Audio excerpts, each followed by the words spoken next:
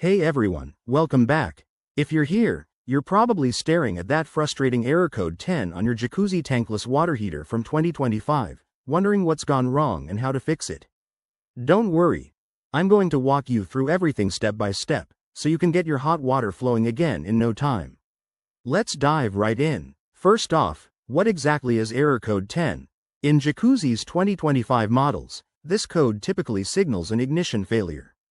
That means your heater is having trouble lighting the burner, which could leave you with no hot water when you need it most. It's a common issue, but the good news is it's often fixable with some basic troubleshooting. So, why does this happen? There are a few potential causes. It could be something simple like a gas supply problem. Maybe the gas valve isn't fully open, or there's an issue with the gas pressure. Other culprits might include a faulty igniter, blocked vents, or even a sensor that's gone haywire. In newer 2025 units, software glitches from outdated firmware could also play a role, so always check for updates. Now, let's get to the fixes. Start by ensuring your unit is safe. Turn off the power and gas supply before you begin. Check the gas line for any leaks or blockages and make sure the shutoff valve is fully open.